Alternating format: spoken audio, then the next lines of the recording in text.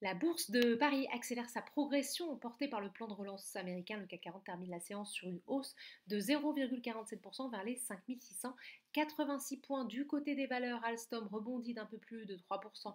Plus forte hausse de l'indice porté par Jefferies qui renouvelle sa recommandation à l'achat sur le titre. Les espoirs renforcés de reprise économique profitent aux valeurs cycliques. ArcelorMittal gagne ainsi 2,58%.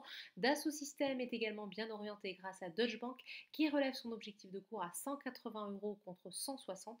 Le titre progresse de 3% en hausse aussi. Capgemini, porté par des relèvements d'objectifs de cours de Kepler Chevreux et d'HSBC, le titre avance de 2,50%. Le secteur des semi-conducteurs est lui aussi recherché après l'annonce de Dialog Semiconductor qui a conclu un accord avec son concurrent japonais Renesas Electronics en vue de son rachat.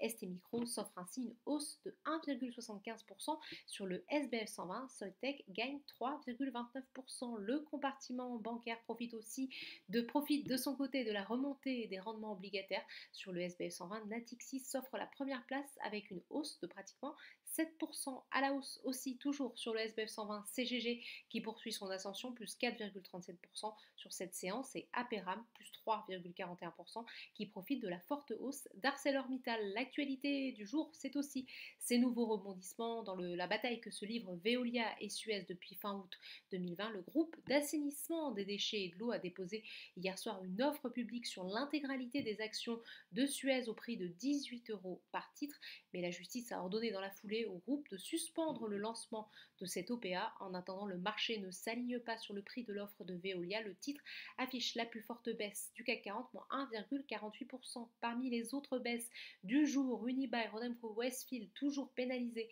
par la fermeture des centres commerciaux sans date de réouverture prévue, le titre perd presque 8% depuis une semaine. Sur le SBF 120, TechnipFMC enregistre le plus fort repli, presque 5% de baisse manifestement pénalisé par des prises de bénéfices. Enfin, sur le SRD, Europcar Mobility s'envole de plus de 22% alors que le groupe est en pleine restructuration financière outre-Atlantique. L'optimisme domine également à la bourse de New York qui a atteint des nouveaux records dès l'ouverture. Voilà, c'est tout pour ce soir. N'oubliez pas, toute l'actualité économique et financière est sur Boursorama.